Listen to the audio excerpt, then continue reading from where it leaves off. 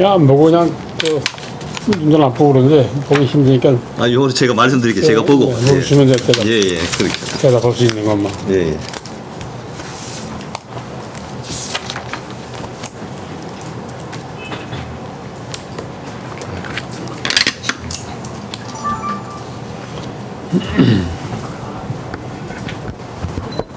좀 괜찮겠습니까? 시작해도 좀 더 쉬다갈까요? 네.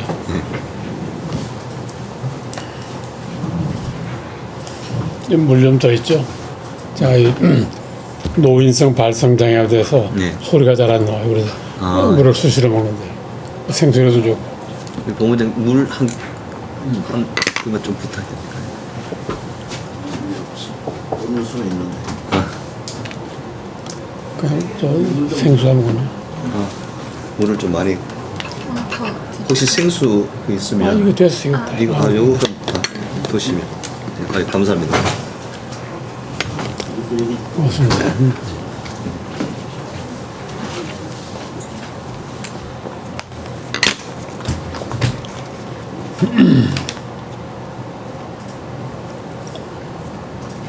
여기 오신데 뭐 차는 뭐 막히지 않고 그랬습니까? 지금 날씨가 더워서 그런지 콜틱스도 안 되고 그런데 마침 저 앞에 차가 하나 지나가고 있어. 예. 네.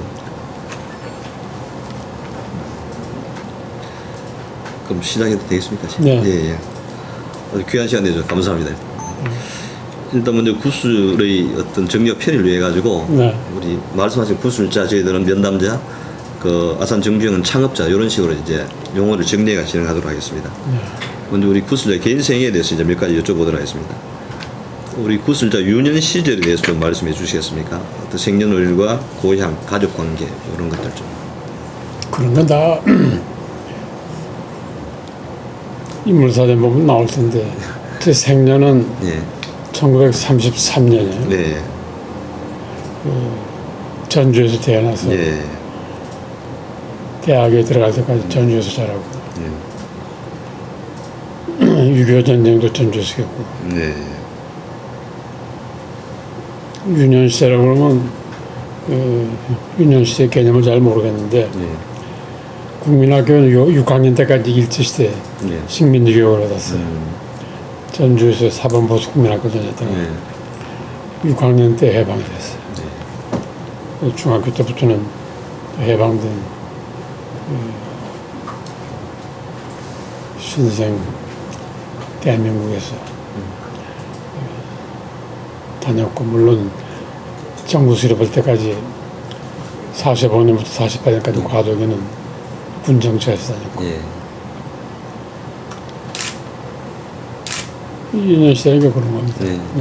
가족 관계는 좀 어떻게 됐습니까? 그 별로 얘기하고 싶지 않은데 아, 그렇습니까? 무슨 예. 나 범죄인으로서 신문을 받는 게 아닌데 아, 예, 예. 가족관계 얘기하고 싶지 않고 예. 우리 세대 사람들은 다 6.25 전쟁 때 너무 주변에 많은 가족관계 희생했고 그래서 예. 이 자리에서 그런 것까지 얘기하고 싶지 않아요. 예, 예, 알겠습니다. 혹시 구슬 살아오시면서 나름대로 좌우명이나 가치관 같은 건 있어요? 네? 좌우명, 가치관이나 좌우명 같은 게?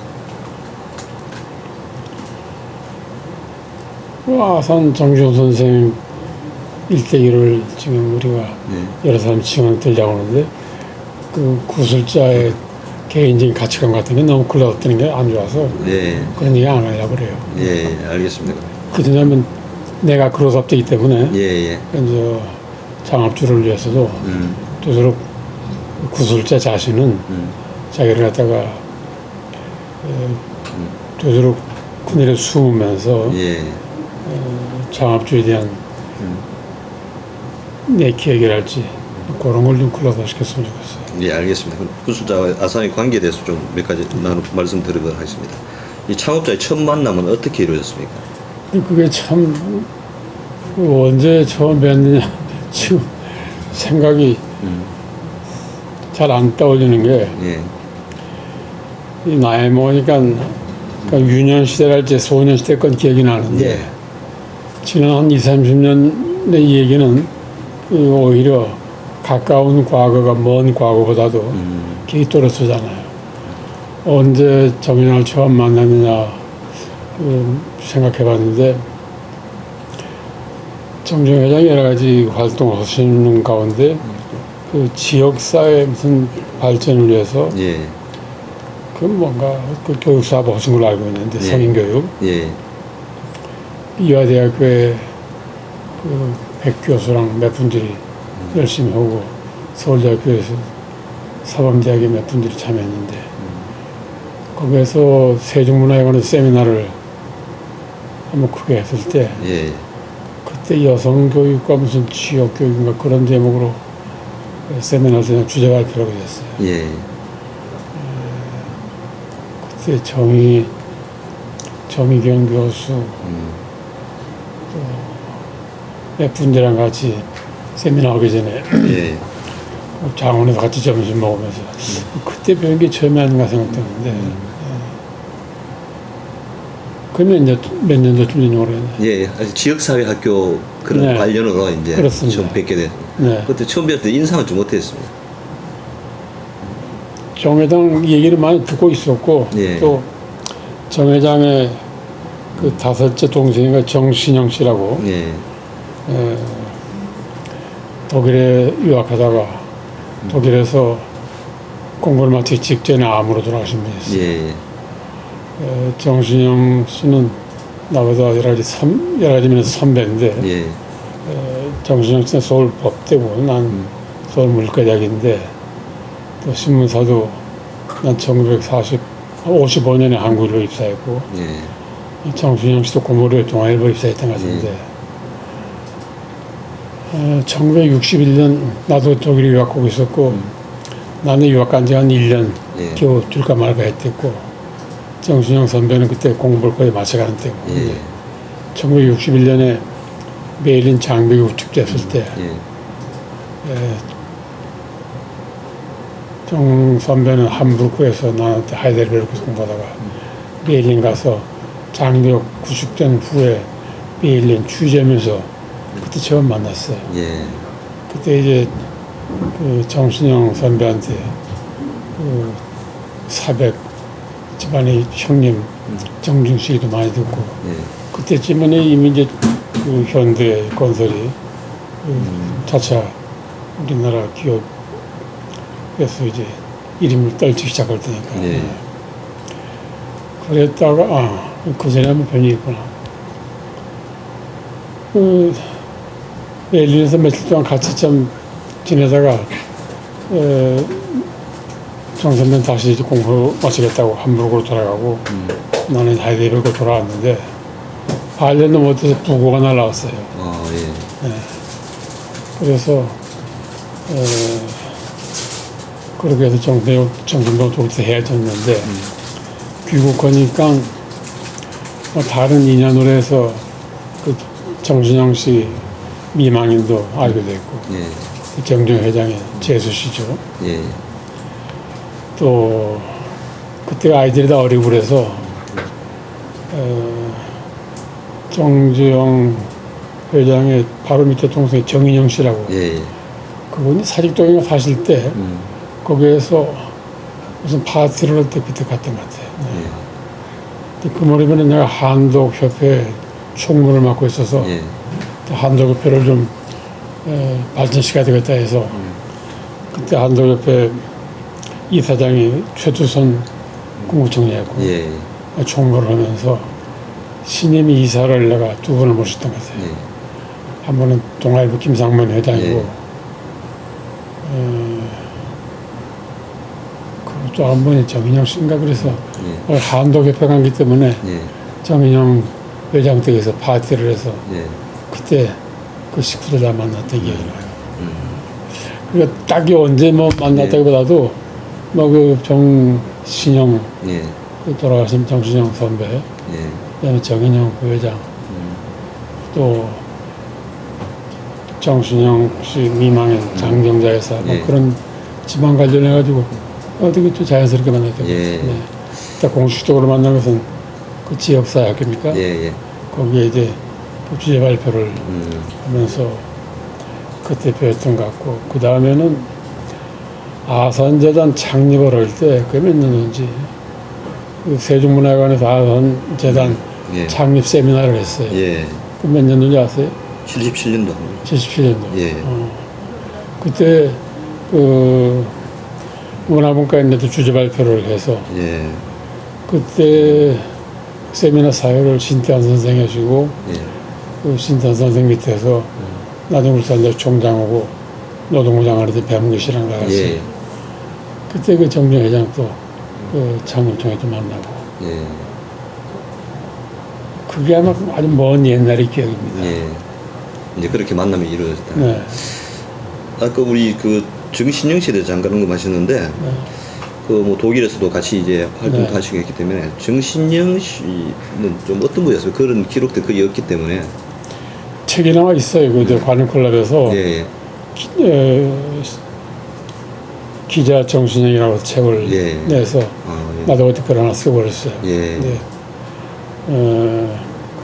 국무총리 서울에 때 이양기 선생, 예. 서울법대 국제법 또는 이양기 선생이 제자이고 그래서 예. 그 책에 선배 은사로서는 이양기 선생이 쓰시고 예. 정신영 씨 가까운 동기로서는 경기개혁원 차관 부총리였던 정재석 씨 예. 두 분도 서울법대 동기예요. 예. 그래서 그분도 쓰시고 나도 쓰고 그래서 독일 특파원으로서의 그 정신영 씨 대해서 얘기를 많이 썼어요. 참 네. 지금 살아계시더라면 학계와 언론계 양쪽에서 많이 활동할 텐데 독일 문제 전문가로서 네. 너무 일찍 좀 아깝게 돌아가셨어요. 다시 창업자에 대해서 또 말씀해 주시죠. 그 우리 군수님께서는 창업자의 가출에 대해서 큰 의미를 지금 부여하는 것을 제가 책에 읽었는데 근대사회 인류를 상징한 한 사건으로 보고 있는데 어떤 점에서 그래 하는지 좀 말씀해 주시겠습니까? 지금은 학풍도 많이 달라졌고 네. 학문적인 주제도 많이 달라졌지만 네. 1960년대 아마 1960년대라면 4.19 후에 5.16 쿠데타가 나서 박정희 정권이 우리나라의 본격적인 경제 개발을 근대화라는 이름 밑에 추진할 때입니다. 1960년대라면 또 국제적으로 어떤 의미가 있느냐면 1950년대가 미소의 그 동서냉전이 가장 심했던 가장 격화됐던 그 냉전의 연대라고 그런다면 1950년대 말부터 이 세계 동서관계, 미소관계 큰 변화가 일어나기 시작했어요. 우선 소련에서는 1956년 소련 공산당 제2차 당대회에서 후르쇼프가 스탈린 비판을 했던 것이 몇 년 동안 비밀리에 잠겨 있다가 몇 년 지나면서 서서히 서방세계에 알려졌어요. 어떻게 알려졌느냐면 그때까지 판매 금지되었던 그 소련의 반체제 작가 그 파스테르나크의 닥다지바고가 서방세계에서 출판되고 영화화되고 그러면서 소련은 뭔가 크레므린 내부에 좀 달라진 게 있구나. 뭐가 일어났을까 했다가 한참 후에야 1950년에 후르쇼프의 스탈린 비판 그 얘기가 나거든요.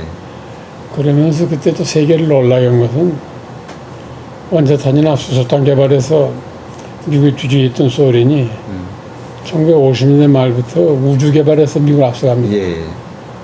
1958년에 스푸트니크가 올라가서 세계에서 최초로 인공위성을 쏘아 올리고 그 배경으로 이제 후르쇼프가 1960년에 뉴욕을 방문하죠.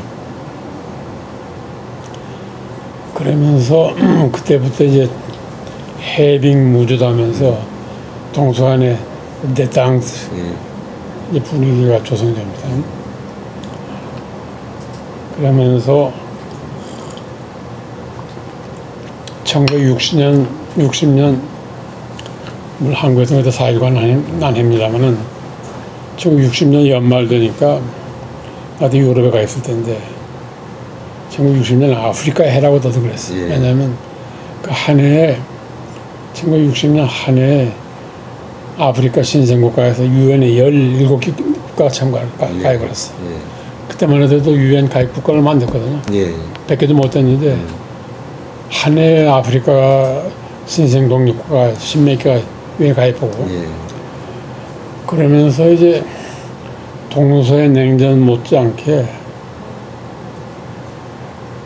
소위 그 경제 발전의 남북 문제가 비로소 전 세계적으로 인식됐어요. 예.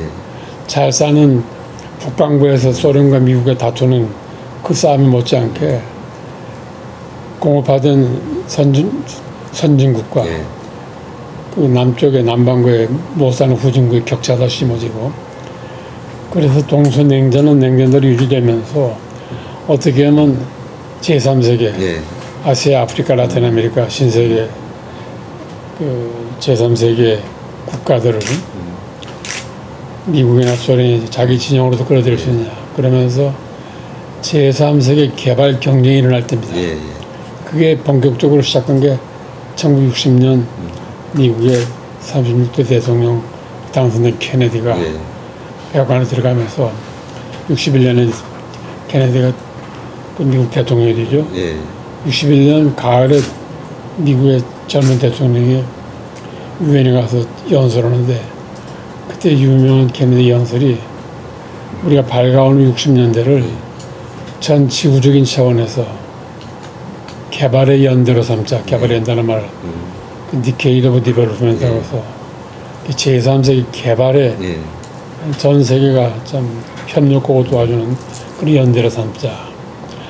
박정희 대통령이 5.16 군사부대 따로 그 정권을 쟁취한 다음에 성공한 이유가 그때 내선 깃발이 조국 근대화다 경제개발이란 그러한 박정희 군사정권의 정치 목표가 전 지구적인 목표와 일치하고 있기 때문에 그랬던 겁니다. 예. 세계가 개발 연대로 삼을 때 예. 한국에서는 박정희 대통령이 제1차 경제개발 계획을 세우고 예. 60년대 제2차 경제개발 계획도 세우죠. 예. 성공적으로. 그 와중에 현대도 상당히 커진 겁니다. 예. 보셨어요?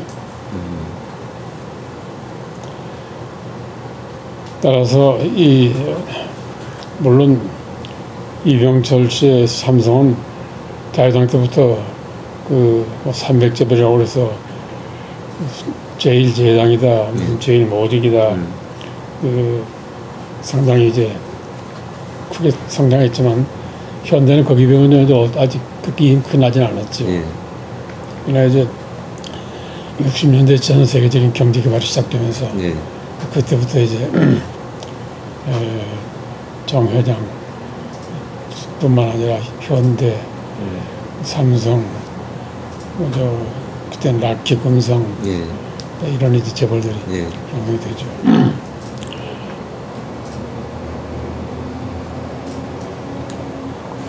이제 우리 그 창업자 같은 경우는 농경사회에서 이제 그런 한계를 느끼기 때문에 이제 산업사회로 얘기가 예. 그 질문에 좀 예. 답변하다 너무 얘기가 소원이 길어져 버렸네요. 예. 따라서 60년대가 개발이 연대가 되면서 예. 비단 정치, 경제, 외교적인 차원에서만 개발의 문제를 크게 취급한 게 아니라 미국을 중심으로 한 전 세계 학계도 예. 그런 시대 정신을 받아들여서 예. 어떻게 이 개발의 연대가 개발의 연대에 대학이랄지 학문세계도 예. 같이 참여 기여할 수 있느냐. 그래서 그 당시 가장 주된 학문적인 테마가 경제 발전과 무슨 행정, 예. 경제 발전과 무슨 지역 발전, 경제 발전과 언론 이런 문제가 아주 경제 발전과 무슨 법제. 예. 그래서 그러한 그 시대 상황의 변화에 맞춰서 사회과학의 한 분야, 뭐 사회과학이 전반적으로 다 그랬습니다만은 특히 사회과학 분야에서도 커뮤니케이션을 연구하는 언론 분야에서 후진국 개발을 해서 커뮤니케이션이 언론에 어떤 기여를 할 수 있느냐. 예. 그 점에서 그때 참 미국에서 큰 논쟁이 벌어졌는데 예. 경제 개발을 위해서는 교통이 먼저냐 통신이 먼저냐. 그게 이제 트랜스포테이션과 커뮤니케이션. 후진국의 제3세기 개발을 위해서는 도로 시술할지 철도 부설하는 것이 더 급하냐, 아니면 신문 방송과 같은 커뮤니케이션의 매스미디어 발전을 하는 것이 더 중요하냐, 이 논쟁이 크게 벌어졌는데 네. 내가 알고 있는 그 미국 학계에서 논쟁에서 후자가 일단 그 승리한 걸로 결론이 났어요. 예. 근데 그 결론을 입증할 수 있는 그 사례가 한국입니다. 무슨 얘기냐면 후진국이 개발에 착수를 하다 보면 급하지 않는 게 없어요. 예. 왜 그렇게 없는 게 많은지. 예. 모든 걸 다 해야 돼. 예. 학교를 줘야지. 학교를 줘야만 그래도 낳아놓고 기획자라도 알아야만 무슨 후진국의 인구를 감속해서 가족개혁 사업도 추진하고 낳아놓고 기획자라도 알아야만 무슨 이제 생산성을 높이기 위해서 새로운 벽시 개발도 광고 올 텐데 그런 걸 하려면 학교도 세워야지. 또 그러려면 관료도 양성해야지. 그러려면 그 중앙에서 관료가 지방까지 가려면 무슨 교통수단이 있어야지. 예. 아무 급한 게 없어요. 자, 신문사를 만들려면 신문 종이에다 찍었거든요. 예. 요새는 그때는 저 컴퓨터가 없으니까. 예. 그럼 또 제지공장이 있어야지. 제지공장 만들려면 종이 발부 산업이 있어야지. 그래서 이 소위 제한된 개발 자원으로서 후진국 개발의 가장 중요한 첫 번째 문제가 제한된 자원의 배정에 있어서 우선순위를 어디다 두느냐. 개발의 우선순위 논쟁이 심을 때입니다. 예. 마지막에 가서 아무리 뭐 해도 행정, 사법, 교육 다 급하지만 우선 물자고 오고 가고 예. 사람이 오고 가고는 이 최소한의 교통 시설의 전제가 없으면 요새 말로 인프라라는 거죠. 예. 그 없으면 어떤 개발 기업도 성공할 수 없다. 또 그런가 하면 아무리 그런 게 있다고 하더라도 중앙에서 어떤 그 개발 정책을 수행하면 그걸 홍보할 수 있는 홍보 수단, 예. 신문이나 방송 같은 감명 수단이 없으면 안 된다. 그런데 그래서 마지막에 가서 그 논쟁이 아까 말씀드린 대로 교통이냐 통신이냐 트랜스포트냐 감명께서 근데 그 논쟁은 그 세미나 내가 기록을 하면서 다 읽어보니까 결국은 커뮤니케이션이 더 우위를 점유한다는 그 성공 사례가 한국인데 예. 우리는 그 당시 그 욕을 했습니다. 5.16 군사혁명 이후에 박정희 정권에서 뭘 했느냐면 농촌에 앰프 보내기 운동을 했어요. 예. 시골에 느티나무 농사짓거나 농부들이 이러고 나서 좀 감고 시원하게 나무 밑에서 녹였을 때 그 나무마다가 스피커를 달아가지고 예. 거기에서 무슨 아들, 딸 구별 말고 하나만 낳고 잘 기릅시다 할지 예. 뭐 통일벼슬을 보거나 예. 그래서 이거는 옛날 히트라 시대의 그 갯벌새 라디오가 외국 방송 못 듣기 위해서 수입주만 듣고 다이어리 없는 게 있어요. 예. 그걸 갯벌새 주성하리라고 그 공격했는데 예. 마치 그거야. 저는 다이어리 선택권도 없고 예. 중앙의 메시지만 예. 중앙 방송만 전하 그래서 우리는 이념적인 차원에서 군사 독재 저런 걸 했나 요걸 했는데 가난한 후진국 개발에 있어서는 그 성공한 사례를 꼽힙니다. 한국은 제일로 싸게 앰프 농촌 보내기 운동을 해가지고 중앙의 소리를 중앙의 정책 본부의 소리를 주요 시책을 갖다 전국에 알릴 수 있는 커뮤니케이션 수단을 예. 이미 마련했다. 그래서 커뮤니케이션 문제가 전 세계 학계 중요 예. 테마입니다. 그래서 발전, 개발, 경제 개발을 위해서는 커뮤니케이션이 대단히 중요한 역할을 한다. 예. 왜냐? 또 그 연구가 있었는데 우리는 조선시대부터 사람 새끼는 남은 제주도로 보내고 말 새끼는 또 뭐 배와에서 한다고 우리나라 사람들이란 건 한국의 교육열이라는 것은 오히려 불을 붙이는 게 아니라 너무 교육열이 높아서 냉수를 퍼부어서 교육열을 다 가라앉혀야 될 텐데 예. 한국의 그 특수 사례고 예. 대부분의 제3세계 나라는 아무리 학교를 지어주고 점심 때 급수를 해줄 테니까 정년기 학동을 학교에 보내라 그러면 안 보내요. 인도랄지 저 중동지방에 가장 큰 문제가 아예 학교 보내라 그러면 앞에 와서 뭐리요? 그럼 저 닭가슴 저 일을 시켜야지, 일을 부르먹어야지. 그럼 가서 무슨 가격을 빼서 못 온단 말이냐. 예. 그리고 뭐 공장을 질 테니까 뭐 나오라 그러면 그렇지. 그래봤자 결국 밥 먹고 똥 싸는 건데 그래 일을 해서 그럼 무슨 소리냐 이런 식이야. 그래서 후진국 개발 그 정치가들이 어떤 결론을 냈느냐면 모든 개발에 앞서서 어떤 의미에서는 교통시설이나 통신시설에 앞서서 제일 급한 게 사람들이 잘 살아야 되겠다 욕망이 있어야 한다. 예. 그다음에 잘 살기 위해서는 딴 거 있어요. 우리나라에서 한동안 대학을 나오고 때 아저씨 대학을 나고 공부를 하면 자기 신분이 상승되고 생활이 좋아지잖아요. 그래서